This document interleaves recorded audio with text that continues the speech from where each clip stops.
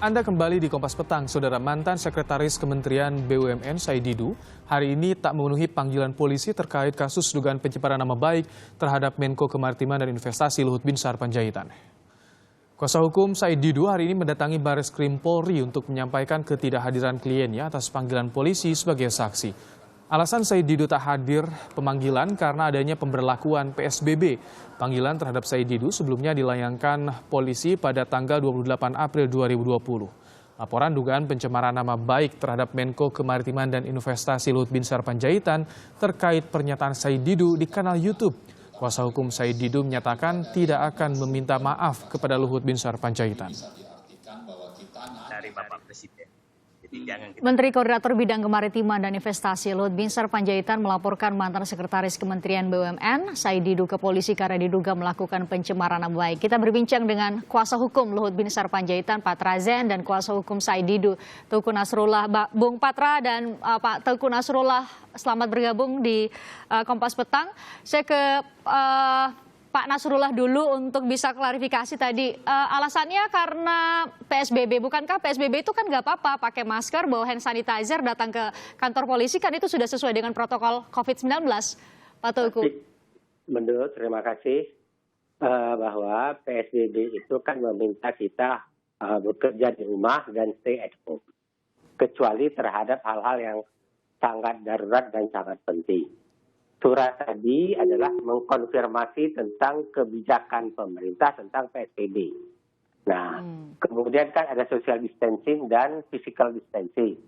Makanya kita mengirim surat kepada pihak kepolisian, kiranya berkenan pemeriksaannya ditunda sampai dengan pencabutan PSBB. Kita keluar rumah saja sudah penuh orang.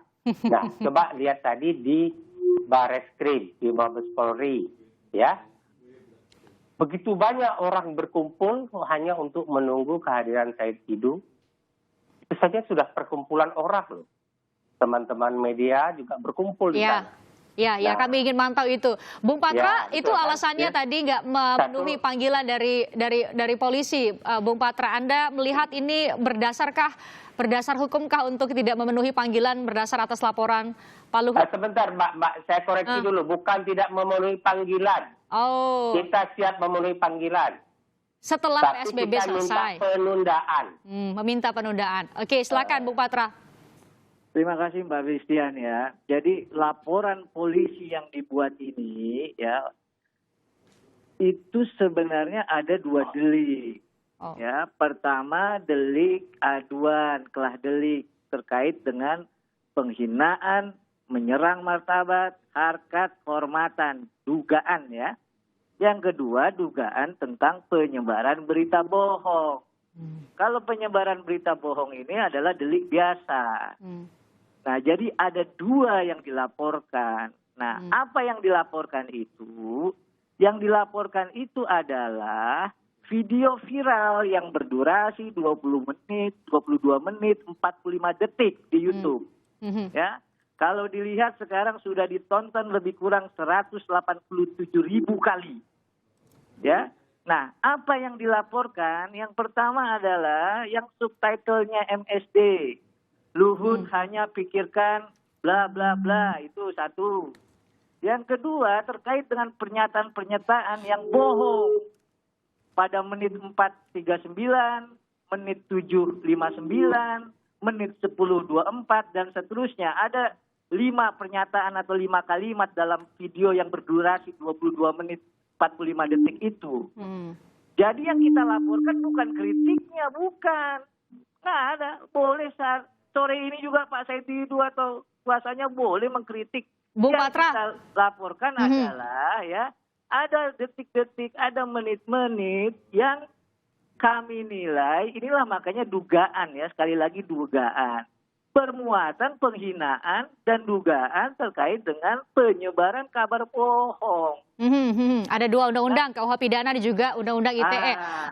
Bung Patra, tapi alasan dari Pak Said Didu kan juga sudah disampaikan secara terbuka. Maaf saya potong karena kami sudah ikuti materi laporan aduan dan materi laporannya. Sekarang apa sih tujuannya melaporkan? Kan gitu pertanyaannya ya. Minta maaf ya? Adalah ya ingin memberikan pelajaran pihak yang ingin bermain di medsos, berlaku sopan dan tidak gampang menghina orang. Nah itu bukan Pak Luhut yang ngomong, itu Pak Said Didu yang saya kutip. Waktu beliau melapor penghinaan ya terkait cuitan Twitter 19 November 2018. Saya ulangi, tujuannya pada waktu itu Pak Said Didu adalah memberikan pelajaran pihak yang ingin bermain di medsos berlaku sopan dan tidak gampang menghina orang. Jadi kalau dilaporkan ini kan baru dugaan. Saya kira Pak Said Didu mah paham ini. Hari kan beliau juga melaporkan itu. Kenapa? Anda minta secara konsisten saja Pak Said Didu, Pak Teuku Nasrullah? Kenapa? Ya. Karena cuitan itu dinilai menghina ayahnya. Nah, Oke, Bung Patra kita gantian ya, kita ke Pak Teuku. Ini juga punya anak-anak, gitu loh. Oke. Ya sama itu ya anak-anaknya posisinya sekarang ketika ayahnya dinilai dihina orang sama. Oke, Bung Patra kita gantian ke Pak Teuku, silakan Pak Teuku. Ya, saya nggak mau masuk ke materi dulu. Materi itu nanti urusan penyidik ya. Saya ingin katakan hebat benar ini kasus, luar biasa hebat. Saya nggak tahu siapa yang hebat. Apakah Bung Patranya yang hebat luar biasa sebagai kuasa hukum atau kliennya Pak Luhut yang hebat punya kekuasaan yang luar biasa. Dilaporkan itu tanggal 8 April ya. Kemudian tanggal 17 langsung turun sprindik surat perintah penyidikan. Biasanya laporan-laporan kayak seperti ini yang turun duluan adalah lidik penyelidikan dulu. Ini langsung sprindik tanggal 17. Tanggal 17 sprindik 28 surat panggilan meluncur untuk hadir tanggal 4. Dan hebatnya lagi, kita minta penundaan dijawab. Dalam kasus-kasus lain saya tidak perlu menyebutkan nama.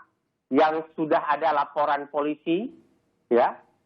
Si terlapor minta kepada penyidik, tolong kalau bisa setelah reda COVID-19. Dikabulkan. Yang ini kita minta, masih diminta lagi hadir di tanggal-tanggal berikutnya dengan ancaman akan panggilan kedua. Luar biasa Bung Patra ini. Saya nggak tahu, sekali lagi saya nggak tahu siapa. Luar biasa Bung Patra, ada dugaan. Kuasa hukumnya atau kliennya yang hebat sekali punya Kita tanya ke Bung Patra. Terhadap negara. Kita tanya ke Bung Patra. Bung Patra, Anda yang luar biasa atau klien Anda? Itu pertanyaan dari Pak Teuku tadi. Lah, kalau saya tadi kan Pak Teuku bilang, nanti kurus katanya Patra ini tambah kurus katanya. Ya, mana ada saya hebat-hebatnya juga. Oh, berarti Bung Patra mengakui ini kehebatan dia ya? Makanya tadi dari awal kami bilang, kami nggak komentari. Mau datang, mau enggak, apakah alasannya, ya. Setelah laporan dan kami serahkan bukti-bukti kepada kepolisian, ya, Pak Luhut ya bilang bahwa beliau menyerahkan dan percaya proses hukum ya itu dilakukan oleh kepolisian. Jadi saya kalau misalnya datang nggak datang apa, saya nggak komentar juga lah. Ini kan dugaan. Ya kan dugaan. Baik, Bung Patra dan juga Pak Teuku, kita buat diskusi kita atau dialog kita hari ini konstruktif supaya bisa jadi bagian dari pembelajaran publik. Yang dilaporkan oleh aduan yang disampaikan oleh pihak Bung Patra mewakili kliennya Pak Luhut adalah dua pasal tadi, pasal 310 atau 310 KUH pidana mengenai penghinaan dalam bahasa publik atau omnya menyebut pencemaran nama baik dan juga Undang-Undang ITE. Kalau alasan Pak Said Didu adalah saya bicara dalam konteks untuk mengkritisi pemerintah, saya membawa kepentingan publik. Bung Patra, apa jawaban Anda? Saya ini belajar hak asasi manusia, ya. Program saya itu hak asasi manusia. Yang namanya elemen kebebasan berekspresi dan berpendapat, itu ada 3 batu ujinya, Mbak. Apa? Legality, proportionality, dan necessity. Keperluan, proporsionalitas. Sebelumnya, acara ini saya tanya, berapa saya boleh ngomong? 10-15 menit, Bang. Lah, ini di video viral ini durasinya 22 menit 45 detik. Ada beberapa kalimat, ada beberapa detik yang dinilai adalah fitnah, menyerang nama baik, dan kabar bohong. Ya. Jadi kalau 4 menit saja dipotong itu video, ya, jadinya 17 menit, nggak ada masalah ini timbul. Kenapa? Pesannya pun masuk kok, saya baca, saya dengar, saya tonton juga. kalau dipotong-potong yang dinilai, ini sekali lagi dinilai diduga ya, bahwa itu dipotong saja 5 menit saja Mbak Fis ya. Nggak ada bermuatan bernilai yang namanya penyerangan martabat. Nggak ada kabar bohong ya. Contohnya satu aja yang saya mau contoh ya supaya masyarakat ini tahu ya. Ada pernyataan bahwa pemimpin kita memang rasa kemanusiaannya lebih rendah daripada ingin mewujudkan legasinya itu. Ya. Waduh, silakan aja nanti diterangkan. Ya kan, apa maksudnya? Nah, jadi prinsip dasarnya adalah ya, yang dilaporkan itu bukan kritik. Kritik itu vitamin demokrasi. Saya setuju. Ya, bagaimana caranya kritik itu? Ya, dipotong aja kok, diedit dulu 4 menit lah, nggak sampai bahkan 3 menit kok. Ya, karena durasinya itu 22 menit 45 detik. Sekarang kita tanya. Nggak seberapa, ya kan pesannya sampai kok. Iya, Bung Patra, sekarang kita tanya konstruksi hukumnya kritik itu menurut Pak Tauku Nasrullah seperti apa sih harusnya kalau memang Pak Said Didu bilang itu adalah kritik terhadap pemerintah? Iya, kan yang namanya warga negara, warga masyarakat yang baik di negara-negara yang menjunjung tinggi hak asasi manusia, yang seperti Bung Patra bilang tadi, menjunjung tinggi hak asasi manusia, menjunjung tinggi demokrasi. Seluruh aparatur negara, ketika dia sudah menjadi aparatur negara, dalam pengambilan kebijakan-kebijakan kenegaraan yang disampaikan oleh Pak Said itu adalah dalam kebijakan-kebijakan kenegaraan loh. Ya, kita tentu terbiasa dengan mengkritisi aparatur pemerintah, aparatur negara. Nah, lain dengan halnya kalau kita ingin menjadikan Indonesia ini negara yang diktator. Pemerintah tidak bisa dikritik lagi, sedikit tersinggung, penuh emosional, gampang marah. Ya jangan duduk di pemerintahan, Anda nggak akan dikritik. Jangankan aparatur negara, public figure aja yang tidak menjadi aparatur negara, tidak dibayar oleh negara, siap kok dikritik, apalagi aparatur negara. Jadi memang risiko begitu Anda duduk di sana, Anda akan disorot dari ujung kaki sampai ke ujung rambut. Itu risiko dari aparatur negara. Dari di negara-negara maju yang modern yang menjunjung tinggi hak asasi manusia. Pertanyaan saya adalah, apakah sekarang ini setelah reformasi Indonesia kembali mundur? Zaman Belanda saja aparatur negara itu sering dikritik, tidak marah kok Belanda. Ini apakah kita lebih mundur daripada Belanda? Lebih mundur daripada penjajahan Belanda menurut saya. Boleh saya respon itu? Rakyat akan menilai. Iya, Bung Patra. Nah, kalau saya nggak tahu itu referensinya dari mana, ya.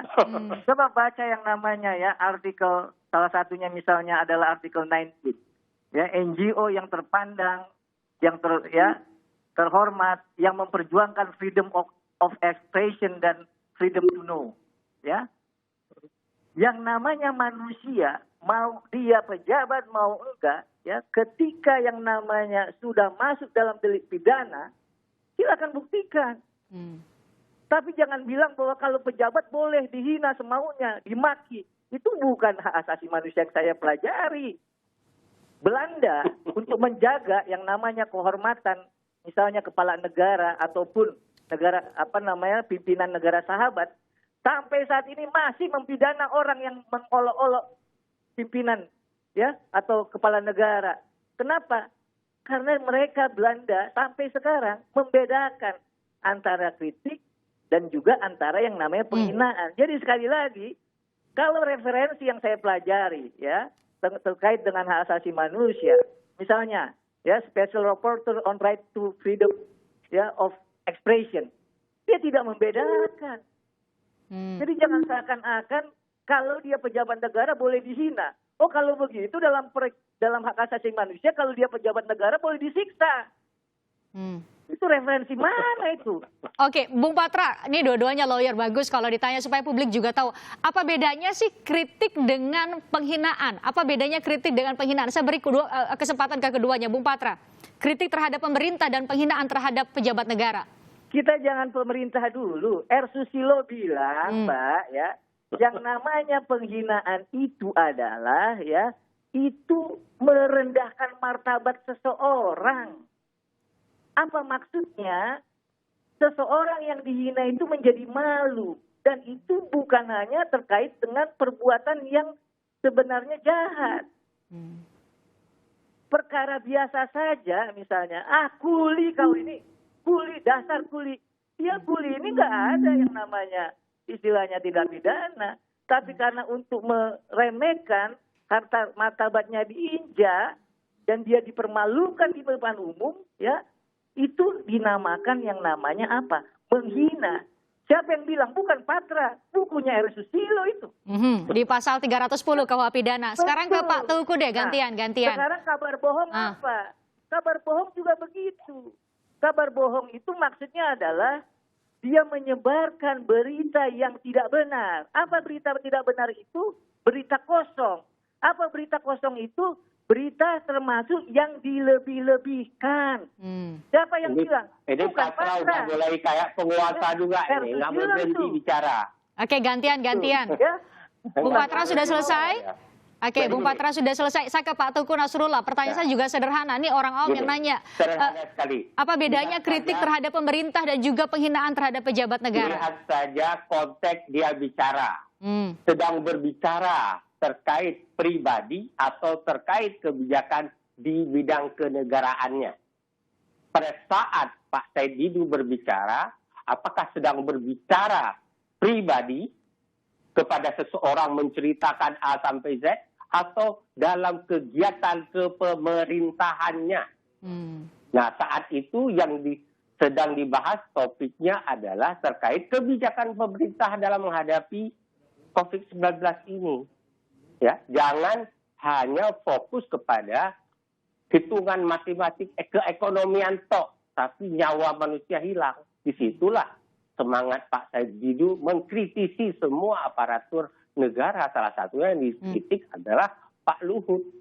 Kalau kemudian itu dinilai merendahkan martabat secara pribadi Pak Luhut? Gini, kalau merendahkan pribadi orang itu tergantung tingkat orang sensitivitasnya gimana. Saya bercanda dengan kamu, goblok lo, sambil ketawa gitu. Kalau kamu tersinggung, ya bisa tersinggung. Ada juga yang menganggap itu normal, biasa-biasa aja. Pak Teuku, tapi kan, maaf saya potong, Pak Teuku, tapi kan pasal 310 KUH Pidana kan bilangnya gitu. Kalau memang orangnya merasa malu. Di dalam hal itu tergantung orang yang merasakan. Apakah orangnya merasakan dia dihina atau tidak, itu bicara hukum. Ya, nah akhirnya nanti pendapat ahli yang akan berbicara, ahli hukum pidana didengar, ahli bahasa akan didengar nanti keterangannya. Bagaimana memahami kalimat itu? Apakah benar kalimat Pak Said Didu itu dalam konteks berbicara dalam kapasitas beliau dalam kapasitas Pak Luhut sebagai aparatur negara, Menko Maritim dan Investasi, atau dalam berbicara Pak Muhammad Said Didu dalam kapasitas sebagai pribadi. Oke, iya. Pak Patra, Bung Patra sama Pak Teuku, waktu kita terbatas. Tapi saya mau mewakili satu pertanyaan juga. Di tengah kondisi, ada juga banyak yang menyuarakan ini di media sosial. Di tengah kondisi pandemi saat ini, bukankah sebaiknya kedua belah pihak tanpa mencari siapa yang salah atau ini tidak perlu harus membawa ke ranah hukum atau meribut-ributkan ini, di sementara kita masih semua konsentrasi mengurusi dampak COVID-19. Adakah jalan tengah untuk mediasi atau jalan di luar dari jalur hukum? Mungkinkah itu? Pak Patra dulu. Mbak Fitri, saya terakhir ini saya nggak mau panjang lagi lah. Ini kan dugaan baru ya, namanya dugaan laporan begitu ya. Jadi saya kutip aja ini ya pernyataan. Kan ini akan dilaporkan ke pimpinan. Apakah dirdik oleh Polda atau Mabes Polri? Saya harap sih ada proses agar ada pembelajaran bagi siapapun, termasuk diri saya. Ya, itu dikutip di Detikcom Senin 19 November 2018, 23. Ya, 9 WIB. Itu yang ngomong Pak Said Didu itu. Oke, proses hukum tetap harus jalan supaya ada pembelajaran publik, termasuk kita ya, sama-sama Anda sebut tadi Anda juga mau belajar. Termasuk diri Oke, sekarang Pak Tauku, Ya. mungkinkah ada jalur lain selain jalur hukum? Proses hukum itu berjalan. Dalam proses hukum itu semua bisa terjadi. Para pihak bisa duduk bermusyawarah menyelesaikan masalah, atau bahkan sebelum proses hukum mungkin sudah ada surat menyurat di antara mereka, sudah saling menjelaskan, atau mungkin memang mereka beranggapan dua-duanya menganggap sampai ke pengadilan mungkin lebih baik agar. Nah, sekarang saya nanya ya ke Pak Tauku Nasrullah yang mewakili Said Didu. Dengan yang kamu sampaikan tadi bahwa ini zaman Covid, duduk bersama itu lebih baik, dipertemukan oleh para pihak, atau memang harus menerus, itu no problem, nggak ada masalah. Secara hukum itu dibolehkan. Kedua jalur itu terbuka ya bagi Pak Said Didu yang Anda wakili. Terima kasih Pak Tauku Nasrullah, terima kasih Bung Patrazan sudah bergabung bersama kami di Kompas Petang.